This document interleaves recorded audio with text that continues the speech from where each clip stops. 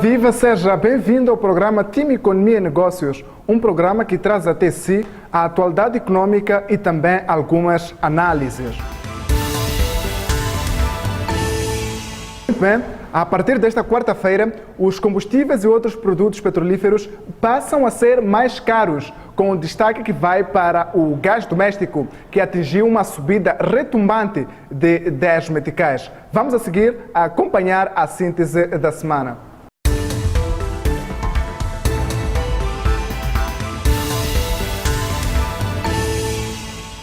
Os preços dos combustíveis e outros produtos petrolíferos serão revistos em alta a partir desta quarta-feira, 15 de novembro.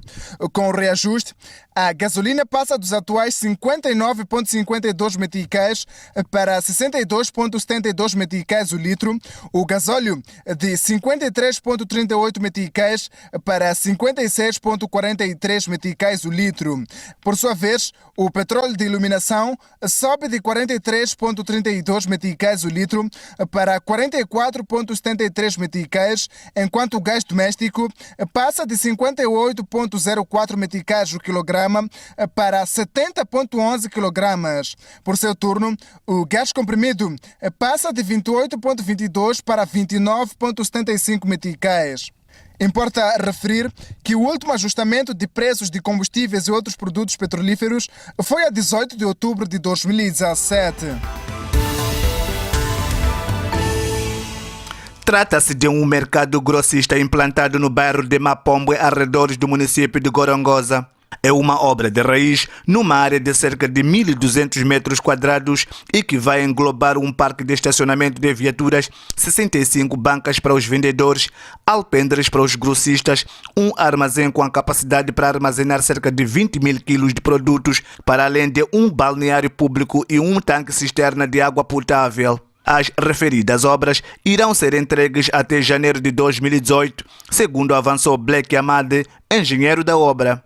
Em dados numéricos temos 4 alpendres, que 2 vão ser parque de estacionamento, 2 alpendres que vão ser bancas para conservação de produtos à venda grossa, e teremos respectivamente 34 conservadores de produtos diversos. Poderá conservar mais ou menos, diria-se, 600 quilos por aí em cada compartimento. O edil de Gorongosa, Moraes Causante, escalou sexta-feira última ao local e testemunhou o decorrer das obras, tendo na ocasião fixado o primeiro bloco do pavilhão de estacionamento de viaturas e de seguida visitou as obras em curso, tendo ficado bastante satisfeito com o ritmo das obras.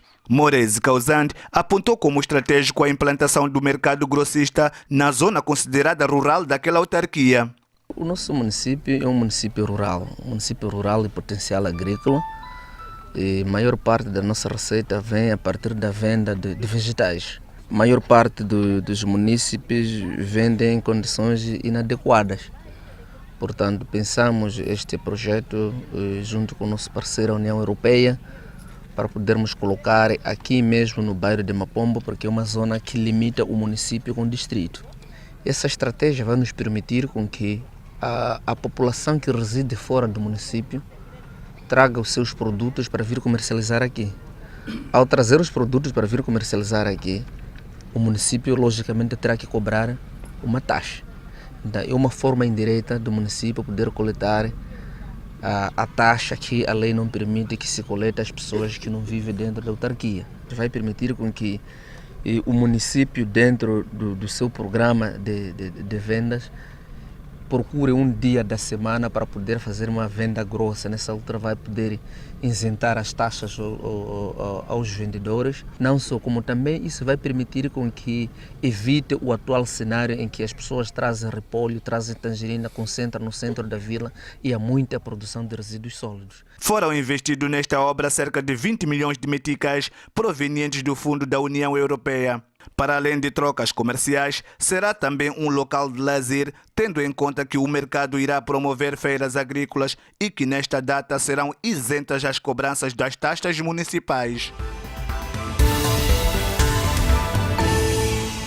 A Procuradoria-Geral da República invoca a necessidade de se aperfeiçoar o mecanismo de proteção, conservação e utilização sustentável dos recursos florestais e faunísticos e incentivar o surgimento de indústrias orientadas para o seu pleno aproveitamento. Desta feita, peritos nacionais, representantes do governo da China, madeireiros, governadores e todos os intervenientes envolvidos em casos de exploração florestal estarão reunidos em Maputo entre os dias 15 a 16 do corrente mês, com vista a discutir os novos moldes de atuação em casos de exploração florestal. A Procuradoria-Geral, como órgão fiscalizador da legalidade, vê-se nesta obrigação nacional de realizar esta conferência para juntar todos os atores envolvidos na problemática das florestas. Também teremos convidados estrangeiros. Aqueles países estão referenciados também na problemática da exploração florestal. Referimos-nos à China, que tem sido referenciado como um país de destino da exportação das madeiras, assim como o país vizinho, que é a Tanzânia, República Unida da Tanzânia, tendo em conta que há trocas comerciais ao longo do rio Rovuma. O que mais preocupa a Procuradoria-Geral da República é o fato de o país possuir um quadro legal perfeito, elogiado ao nível da região e do mundo. Todavia, Moçambique é o país com mais casos de abate de árvores de todas as espécies, sem preocupação com algum critério de sustentabilidade. Todos nós somos parte disto. E a Procuradoria-Geral da República é o órgão fiscalizador. Agora, a questão é, tendo nós um quadro legal perfeito, regulamentação, o que é que está a falhar? Daí que todos nós vamos estar cá para a busca de um compromisso. Daí que no final da primeira da sessão do primeiro dia, que teremos um painel composto pelos 11 governadores do país. No final dessa sessão vamos ter uma declaração de Maputo. Qual é o compromisso nacional de todas essas entidades? É de referir que, segundo dados do Fundo Mundial para a Natureza, Moçambique perde anualmente mais de 219 mil hectares de floresta nativa devido à exploração ilegal de madeira, que afeta quase todas as províncias do país, com maior incidência para as de Tete, Manica, Zambésia, Nampula e Cabo Delgado. A Ordem dos Contabilistas e Auditores de Moçambique vai desencadear uma campanha de formação de 3 mil contabilistas em matérias de fiscalidade, transparência e ética profissional. O grande objetivo desta formação é dotar os seus membros de conhecimentos e domínio da profissão para que eles possam desempenhar a sua atividade de uma forma mais transparente, de uma forma, sobretudo, segura, para que possam prover maior qualidade àqueles que são, quer por um lado aos empresários, quer por outro lado ao Estado. A mesma irá decorrer em todas as capitais provinciais e visa, por outro lado, uniformizar as práticas de contabilidade em uso no país e ao nível internacional. Por outro lado, o principal objetivo é de levarmos uma OCAM para o IFAC. Isto significa dizer que um contabilista que nós temos aqui em Moçambique é um contabilista nos Estados Unidos, é um contabilista em Portugal, é um contabilista em todo o mundo. Então, atualmente a OCAM vem desenvolvendo estas formações de modo a uniformizar aquilo que são as suas práticas contabilísticas, de modo que a mesma linguagem que a gente fala a nível das contas em Moçambique possa ser aplicado a nível mundial. Esta é a quarta formação em que a UCAM leva a cabo com o intuito de permitir que os seus membros tenham domínio da sua profissão e acompanhem as mudanças em curso em matéria de fiscalidade.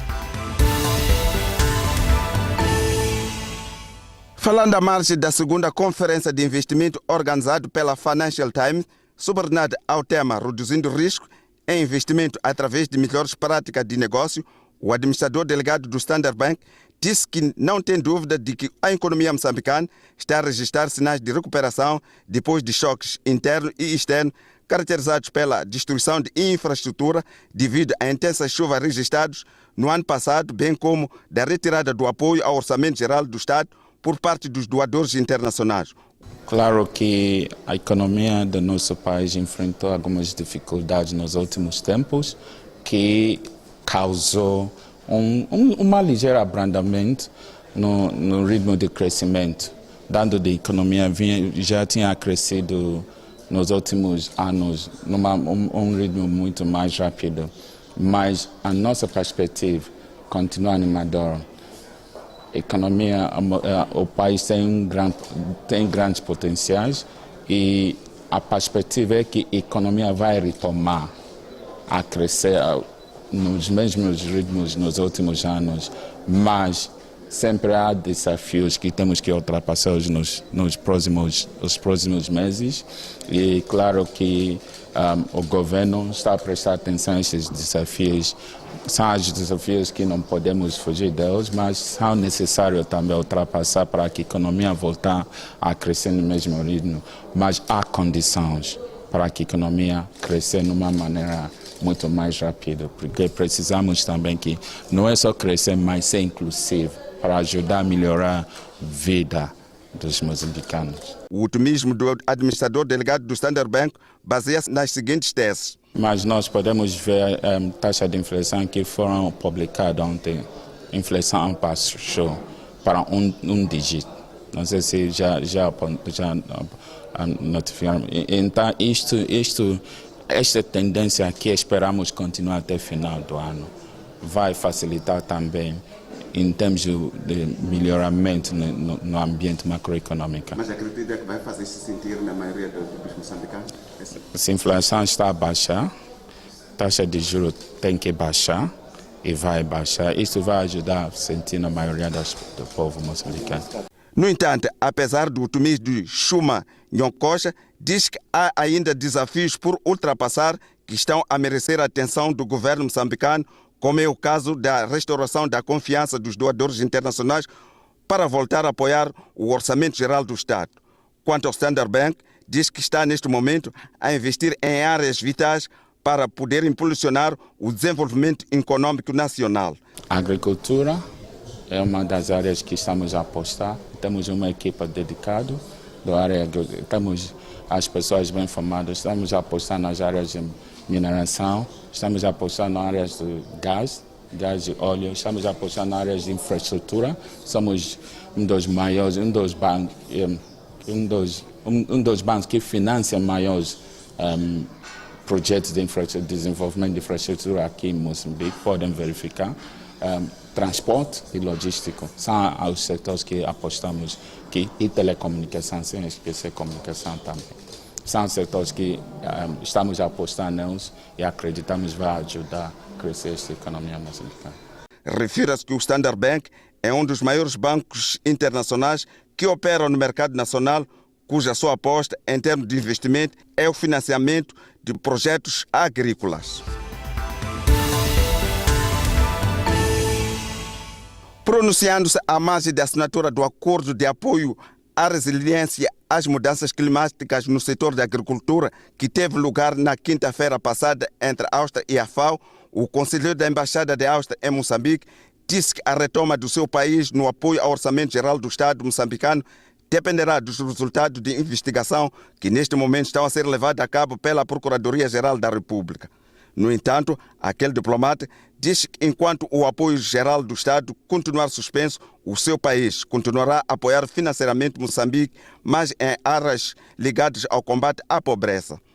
Por o momento, pelo momento, está suspenso o apoio geral ao orçamento. Isto é claro e a Áustria faz parte do grupo Chico. 14, como se chama, e estamos pendentes de uma decisão bilateral, depende de algumas respostas da parte de Moçambique. Mas a parte desta, temos muitos instrumentos diferentes para a cooperação bilateral e para nós sempre está importante que apoio que nós damos quando existe uma crise, que os mais pobres, os mais vulneráveis não sofrem mais, e que siga o apoio a estes grupos e como os outros países da União Europeia também, e acho que quase todos os parceiros de cooperação para desenvolvimento aqui em Moçambique, todos continuam com programas e instrumentos diferentes para apoiar aos sectores diferentes deste país, né? Então, não todo o apoio ao Moçambique terminou com esta crise com este assunto dos empréstimos. Seguimos e vamos a continuar com apoio. Só um instrumento especial que se chama apoio geral ao orçamento. Este, por momento, é suspenso. Mas nós, como a Áustria, por exemplo, continuamos a apoiar ao sector de água e saneamento. Estamos parceiros do PRONASAR, como fundo comum. Estamos também continuar a apoiar ao PNISA, como é também um programa estatal do MASA, concretamente, e neste contexto temos confiança e temos bons resultados. Então, continuamos nestes, mas um assunto de apoio geral do orçamento, este instrumento depende de algumas respostas claras. Tal como outros 14 parceiros de cooperação internacional, a Áustria suspendeu seu apoio ao Orçamento Geral do Estado devido à descoberta das dívidas ocultas. Falando esta sexta-feira na abertura do Fórum de Aquacultura, que decorre na Praia do Bilé, na província de Gaza, o presidente da República, Filipe Nyusi, destacou que Moçambique dispõe de 2.700 km de costa, além de uma vasta área de águas interiores que fazem do país uma potência para a prática desta atividade. No entanto, Nyusi considera que a sua contribuição continua insignificante. O setor pesqueiro contribui somente com cerca de 2% do produto interno bruto. Uma cifra francamente inaceitável face às potencialidades produtivas do país, quer nas águas marinhas, quer nas águas interiores. A aquacultura, orientada para a subsistência e essencialmente praticada por mulheres que associam a produção de peixe à horticultura e outras culturas alimentares direcionadas para o sustento dos seus agregados familiares, é incipiente quando equacionada com a capacidade existente. Por via disso, o presidente da República quer que a aquacultura seja encarada com maior atenção no país. Temos de arregaçar as mangas e, sem quaisquer preconceitos, produzir comida à medida das condições naturais de que dispomos. No setor das pescas, a aquacultura, pela sua peculiaridade, tem a obrigação de liderar o processo de transformação estrutural. Vamos transitar de uma atividade modesta para uma atividade que eleve a nossa economia para outros patamares. Com a realização do Fórum de Aquacultura, pretende-se colher experiências sobre como é que esta atividade pode contribuir para o incremento das exportações para equilibrar a balança de pagamentos em Moçambique. O governo, segundo o presidente da República, compromete-se a fazer de tudo para criar um ambiente de negócios encorajador para que os investidores possam desenvolver suas atividades sem sobressaltos.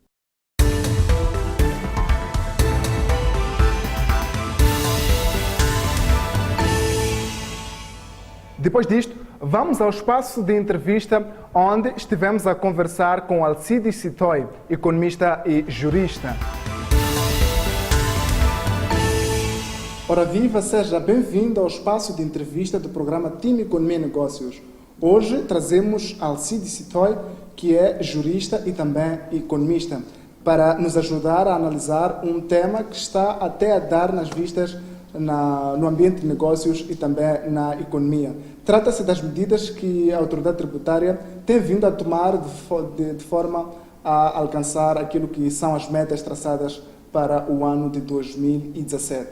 Mas antes de avançarmos para a entrevista, vamos a 4 peças que nos vão trazer ao contexto, então, ao ambiente que se vive dentro desta temática da recolha de imposto para a autoridade tributária.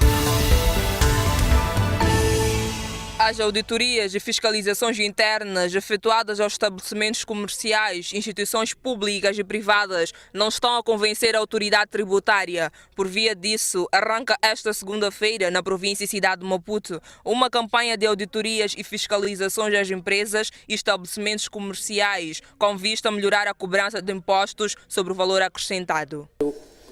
Para cada ano estabelece-se uma meta, tanto para cada um dos impostos, e que o que se espera é que durante a execução o nível se situe acima de 100%, o que não foi possível. Portanto, é isto que foi referido, e por essa razão mesmo, porque entendemos que existem formas de estimular tanto a realização deste imposto, organizamos mais uma vez, tal como aconteceu em 2016. Se recordarem, nós definimos o ano 2016 como o ano do IVA. Em abril, uma campanha tanto de fiscalização à faturação. E este ano estamos a fazer o mesmo, tanto tendo constatado que há necessidade de se fazer isso. Verificamos que existe necessidade de fazermos uma atividade permanente envolvendo todos os funcionários da autoridade tributária, mas também, como temos dito, cada um de nós também tem que fazer o mesmo, de fiscalizar, sensibilizar para a necessidade tanto do sujeito passivo emitir a fatura, como dos consumidores, quando fazem as suas aquisições, exigir a fatura ou o documento equivalente conforme a legislação estabelece. No entender da autoridade tributária, há processos que continuam a ser negociados à margem da lei. Temos processos pendentes ao nível da Procuradoria da República que resultaram de irregularidades detectadas nas auditorias que nós efetuamos. Também se diga em abono de verdade que temos recebido preocupações dos nossos contribuintes sobre processos que são negociados à margem envolvendo nossos funcionários. E isto é crítico, colega. Nós achamos que temos que ter uma postura que nos identifique como funcionários do Estado. Este ano, a autoridade tributária estabeleceu 186 mil milhões de meticais como sendo a receita total do Estado. No entanto, até outubro corrente, conseguiu alcançar 96% do valor estipulado, almejando que os 4 em falta sejam conseguidos até final do ano.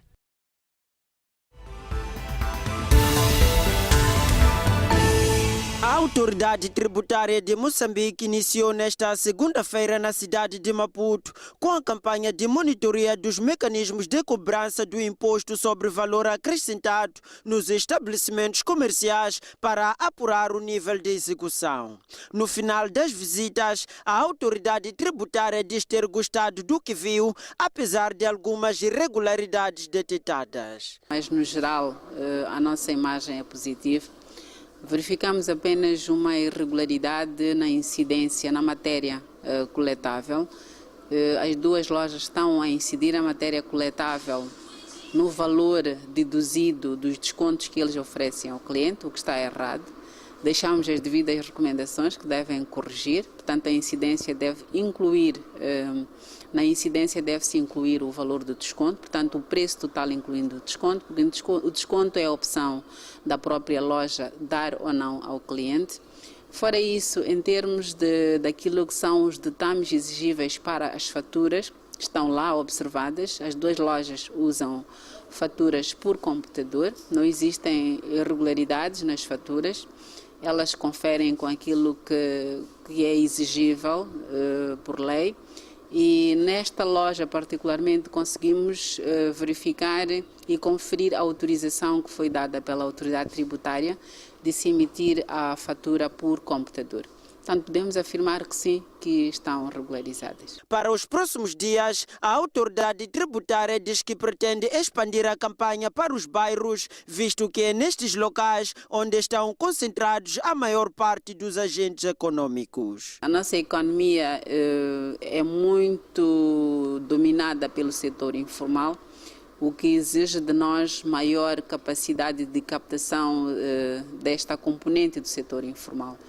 Uma das grandes decisões que foi tomada é a introdução do ISPC, que é o imposto que é orientado para todos os contribuintes que estejam abaixo da fasquia do volume de negócios de 750 mil meticais. Que muitos desses contentores estão integrados nesta fasquia. E esta visita também inclui estes contentores. Portanto, vamos chegar aos contentores, interagir com eles e mostrar aquilo que é o desafio do sistema tributário na arrecadação de receitas provenientes dos pequenos negócios e mostrar como é que está organizado o sistema tributário para assegurar que os seus impostos também sejam coletados. Por sua vez, os agentes econômicos dizem estar satisfeitos com a visita, dado que, ao invés de multar, tem o objetivo de ensinar e aproximar as partes. Eu acho que é uma visita que devia acontecer mais vezes. Só nos ajuda a estar mais bem preparados, a ter tudo direitinho. Acho que sim, acho que estas visitas são positivas. Importa referenciar que esta iniciativa faz parte de um dos mecanismos encontrados pela autoridade tributária para aumentar a base tributária com vista a alcançar a meta estipulada para o ano de 2017. Está instalado o braço de ferro entre o governo e a Confederação das Associações Econômicas de Moçambique. É que o governo, por via da autoridade tributária, começou uma campanha de verificação das faturas de pagamento do imposto sobre valor acrescentado nas empresas porque supostamente há fraqueza na cobrança do IVA. Mas esta campanha não faz sentido para a CTA, mesmo porque o Estado também deve avultar das somas de dinheiro ao setor privado. E o próprio Estado deve milhões às empresas. Milhões. E que no orçamento que vimos ainda relativamente a 2018, só ataca uma parte desses pagamentos e não a totalidade. As empresas vão ter que fazer pedidos de empréstimo aos bancos para pagarem contribuições quando o próprio Estado deve dinheiro a essas empresas. O presidente do Pluro da Política de Fiscalização e Aduaneira da CTA, Kiko Badi Patel, diz que é incompreensível que as fiscalizações sejam direcionadas às pequenas e médias empresas. Estamos, por um lado, a tentar dinamizar as pequenas e médias empresas, mas estamos a atacar exatamente essas empresas. Mas os megas ficam todos fora deste processo. Porquê? Quem é que discutiu a fiscalidade com os megas? Foi o próprio governo que discutiu, deu as isenções que deu e hoje tem dificuldade de poder mexer nessas empresas, porque tem contratos. Mas os contratos também são negociáveis. E negociar não quer dizer impor. Quer dizer negociar. Para a CTA, a auditoria às pequenas e médias empresas sobre o IVA não é a melhor saída para se cumprir com as metas fiscais, mas o sistema como um todo precisa de transformações. Estamos em 2017. Ainda hoje estamos a aplicar processos de cobrança dos impostos com documentos que ultrapassam inclusivamente o A4. São mapas. Estamos na era dos TICs. e sentimos que a modernização do setor merece, portanto, a prioridade que devia merecer, para que nós, os contribuintes, deixássemos de estar, a partir do dia 25, a encher repartições de finanças para termos que pagar aquilo que temos que pagar, num processo em que ninguém sabe como é que tudo isto funciona. A campanha de auditorias e fiscalizações internas efetuadas às empresas pela autoridade tributária teve início esta segunda-feira, sendo que a presidente da AT mostrou-se satisfeita pelo comportamento fiscal das empresas já visitadas.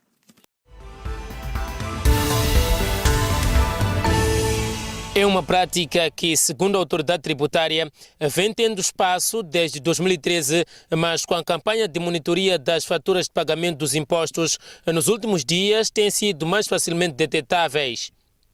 Para o cometimento dos atos considerados criminosos pela autoridade tributária, os envolvidos criaram contas falsas. Este grupo criminoso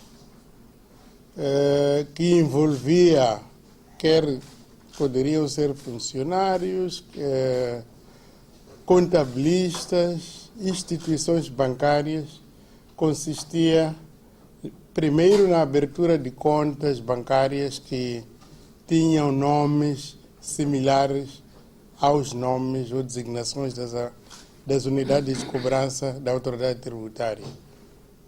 Por exemplo, tínhamos contas abertas em unidade de grandes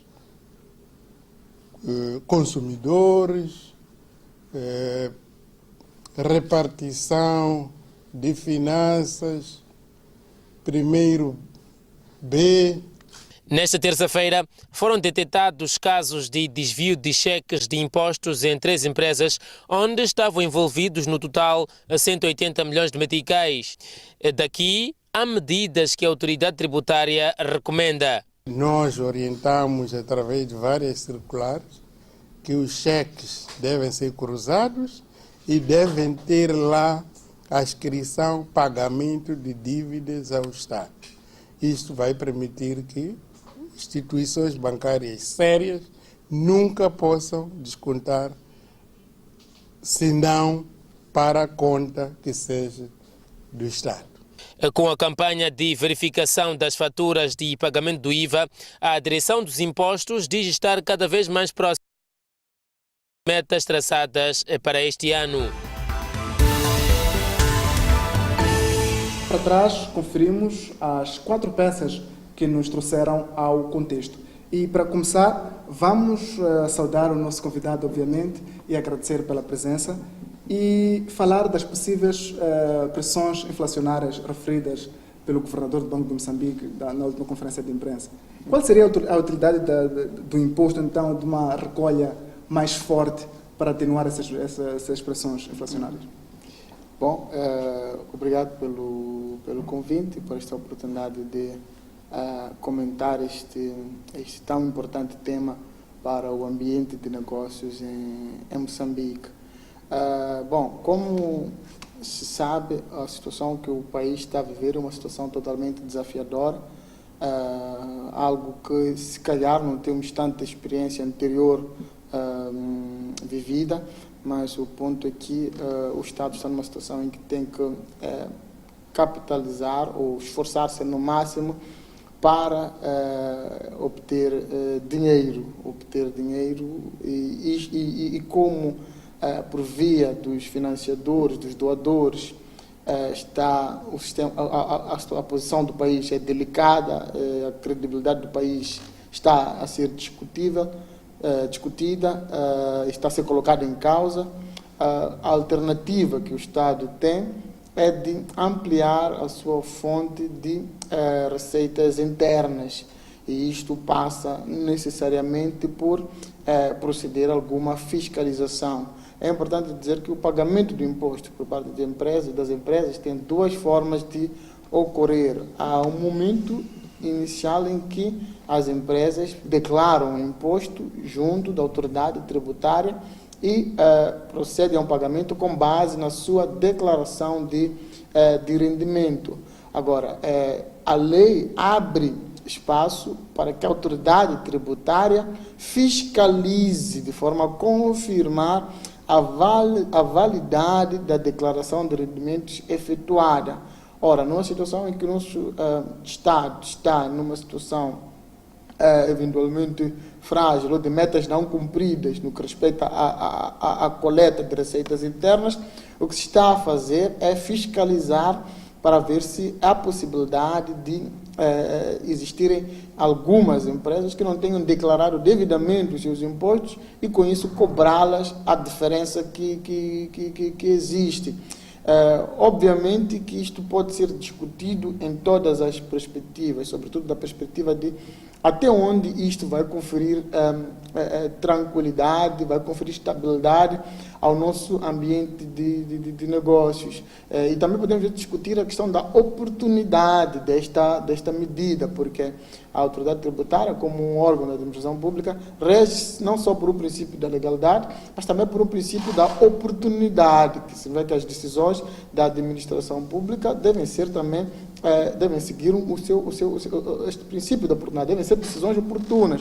Ora, no momento em que o Estado não está a cumprir as metas no que respeita à recolha de impostos, pode parecer oportuno ter este tipo de medidas, mas também pode parecer inoportuno se nós considerarmos que isto pode significar um sacrifício para o empresário que está a tentar sobreviver num mercado totalmente desafiador. E é claro que nesta perspectiva vamos ter empresas a serem mais tributadas, eventualmente, do que eram antes, e com isto os seus rendimentos vão reduzir e provavelmente a sua capacidade de fazer face às suas despesas, falo de salários, falo de arrendamentos, falo de energia, falo de qualquer outra despesa que esta empresa, despesas operacionais que esta empresa tem, pode reduzir em razão disso. Mas o fato que é claro é que o Estado está a querer ter mais dinheiro e, para isso, vai realizar diversos atos de fiscalização com vista a identificar fontes adicionais de rendimento a nível interno. Quem também acha que é inoportuna esta campanha foi a CTA, que é o setor privado e, obviamente, as empresas. Dizem que estão a se sentir muito, muito pressionadas. E nesta dissertação, eles acabaram levantando a questão da fiscalização aos megaprojetos. Qual seria a importância de desenvolver os megaprojetos numa campanha destas? Bom, o ponto aqui é que, e nisto é uma posição que eu sempre defendi, é que quem movimenta a economia de um país não são os megaprojetos, são as pequenas e médias empresas. Estas é que garantem uma circulação regular de dinheiro a nível do mercado. O posicionamento da CTA me parece que é um posicionamento defensivo, um posicionamento para defender o grupo que a CTA representa. Eu acho que é um posicionamento natural e seria difícil termos um posicionamento diferente deste por parte da CTA. Mas é aquilo que eu estava a dizer no princípio, que esta decisão só pode ser vista na perspectiva de oportunidade. Não é um momento ideal para nós colocarmos as empresas contra a parede. Não parece ser um momento ideal para exprimirmos no máximo a receita coletável, os rendimentos coletáveis por parte das empresas. Agora, a fiscalização aos megaprojetos deve ser feita, a lei permite que seja feita, como também permite que seja feita às pequenas e médias empresas. Agora, pode considerar-se que o Estado não tem a mesma posição de força para os megaprojetos, e isto pode ter em conta diversos critérios, sobretudo o critério de que estes megaprojetos são baseados em negociação entre o Estado e este investidor. Há uma negociação que existe, então o Estado pode estar numa posição eventualmente frágil, porque ao mesmo tempo quer manter este megaprojeto. Agora, pode não estar a ser a mesma forma de encarar a questão da fiscalização para as pequenas e médias empresas, o que não é adequado. E a questão dos riscos que as empresas vinham correndo, vimos recentemente a autoridade tributária apresentar dados de mais de 180 milhões de meticais que tinham sido desviados dos impostos. Quais são os ganhos que as empresas vão tendo com isto? Parece que ficam um bocadinho mais atentos aos impostos. Quais são os ganhos que eles vão ter com este rigor que a autoridade tributária está a procurar trazer às empresas na questão do imposto? Okay. Neste processo há ganhos e há perdas. O primeiro ganho é que era indubitável que a autoridade tributária conseguiria, neste processo, obter rendimentos não declarados e, com base nisso, ter uma margem tributável adicional.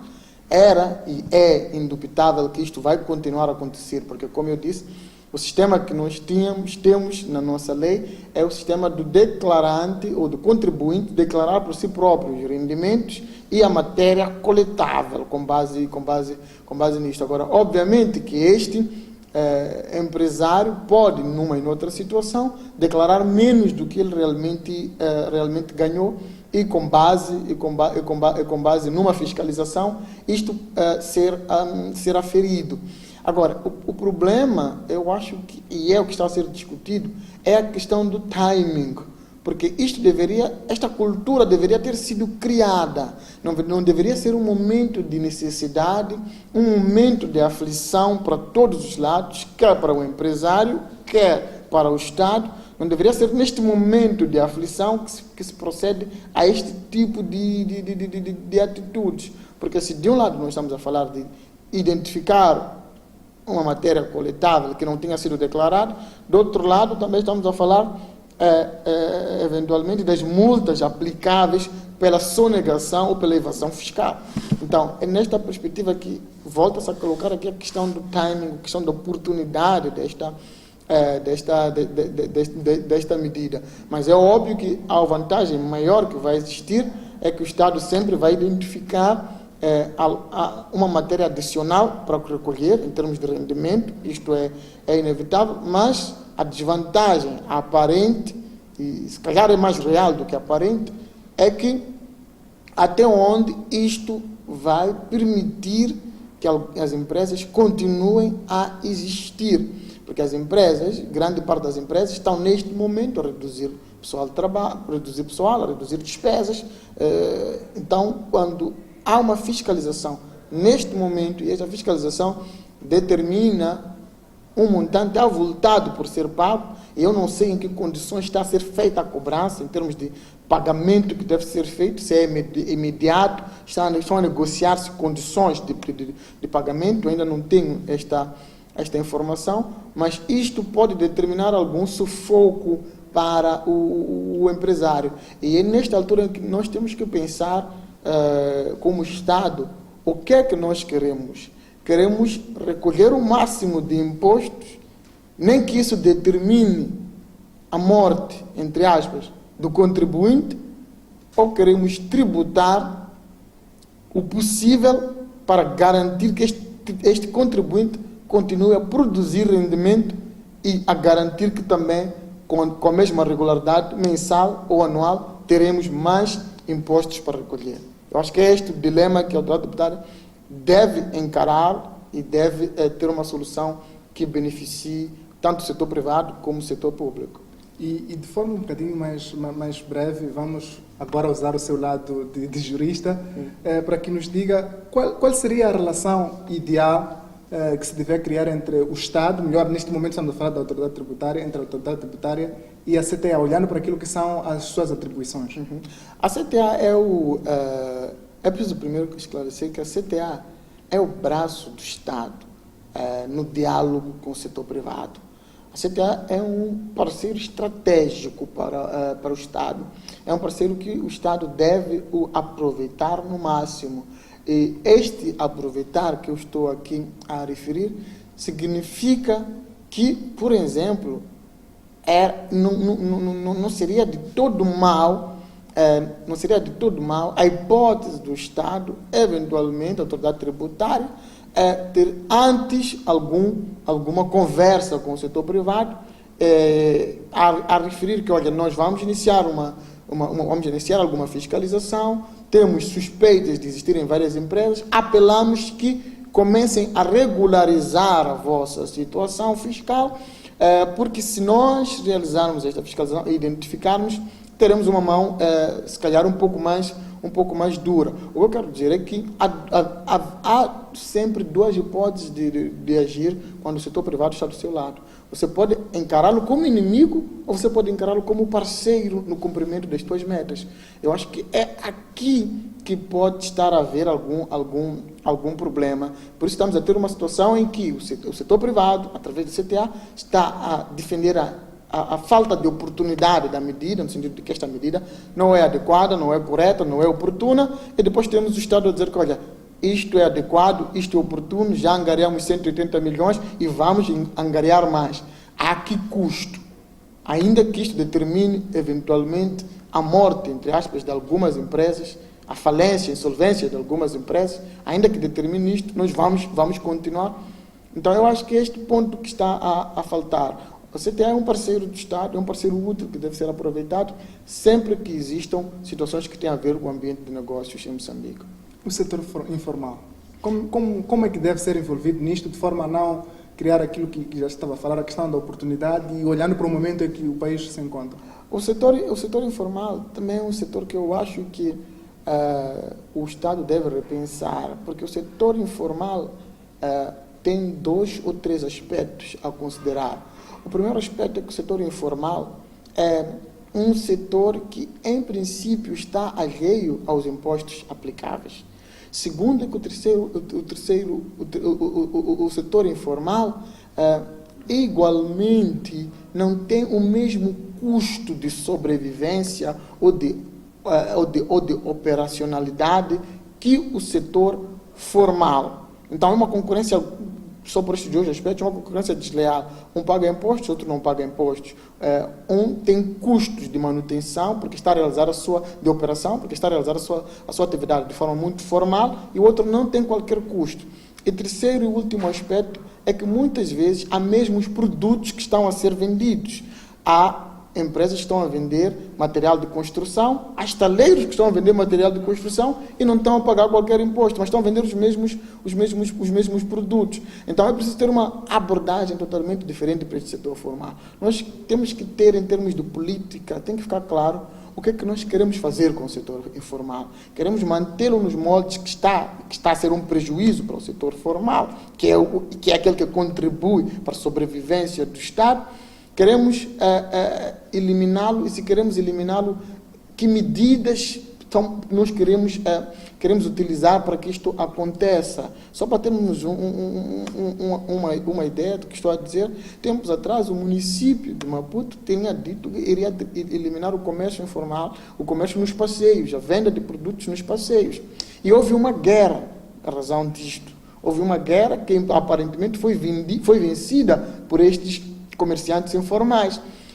Então, com o tempo que passa, mais ruas da cidade vão sendo abarcadas, vão sendo ocupadas, mais passeios da cidade vão sendo ocupados por este setor informal. Ou seja, o setor informal está a ampliar-se e a política de combate ao comércio informal não é muito clara, não é pública, não é divulgada, não é conhecida, etc, etc, etc. Então, há aqui uma questão de abordagem que tem que existir em relação ao setor informal e tem que ser um processo muito participativo, onde as organizações da sociedade civil devem ter conhecimento do que é que se pretende fazer com este setor informal. Senão, na perspectiva do que estamos aqui a discutir hoje, vamos eliminar, vamos sufocar o setor formal e provavelmente eliminá-lo ou colocá-lo numa posição muito deficiente ou frágil, e vamos com isso estar a garantir robustez a um setor informal que muitas vezes não nos beneficia como Estado.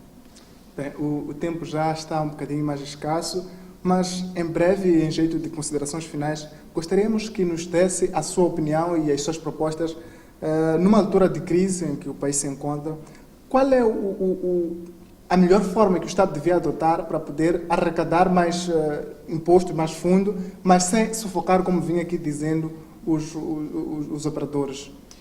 Pronto, eu acho que o que nós temos é uma situação, 2 aspectos, se calhar. O primeiro aspecto é que o doador não fechou as portas para apoiar o Estado moçambicano. Colocou condições. É nosso dever negociar estas condições e, quando a negociação terminar, vermos o que é que nós ganhamos protegendo estas circunstâncias ou não cumprindo com as condições ou cumprindo-as. Este é o primeiro ponto. Segundo ponto é que nós temos que tributar sim, temos que criar no empresário a cultura de cumprir de forma ética, de forma séria, aquilo que ele deve cumprir com o Estado. Mas nós também temos que ser transparentes com este empresário. É preciso que ele perceba qual é o ganho que ele tem. Já faz tempo que os empresários estão a reclamar o reembolso do IVA, por exemplo. Estão a reclamar contra a autoridade tributária. E esta mesma autoridade tributária que os está agora a sufocar por impostos não declarados. Nós temos que criar a cultura de pagamento correto, mas também temos que criar uma cultura de sermos mais transparentes na nossa atuação enquanto Estado. Temos que ser mais transparentes, temos que garantir maior envolvimento, temos que garantir justiça na nossa forma de agir. E, acima de tudo, no contexto que nós estamos a viver, que está claro que é um contexto adverso, não vamos assumir medidas extremas. Vamos tentar encontrar soluções que beneficiem-nos como Estado, em termos de darem-nos o rendimento que nós precisamos, o dinheiro que nós precisamos, na medida que nós precisamos, mas vamos ter certeza que mantemos o nosso setor privado forte e robusto e credível no ambiente de negócio adverso que nós estamos a viver. Eu acho que é isto que nós temos que fazer e que nos pode permitir, juntos, superar esta situação menos agradável que estamos a viver. Muito obrigado pela presença. Foi assim a nossa conversa com Alcides Sithole, ele que é mestre em Ciências Jurídico-Econômicas e que já lançou uma das obras que me recordo aqui, é a questão do ambiente de negócios. Então, ele esteve a nos ajudar a analisar a questão do imposto numa altura de crise. E assim colocamos o ponto final a este espaço de entrevista para a edição de hoje. Até mais. Depois de termos estado a acompanhar as ideias do economista e jurista Alcides Sithole sobre aquilo que pode ser o contributo do imposto na economia nacional, vamos agora encerrar o programa com a promessa de voltar daqui a mais 8 dias com mais atualidade e análise econômicas.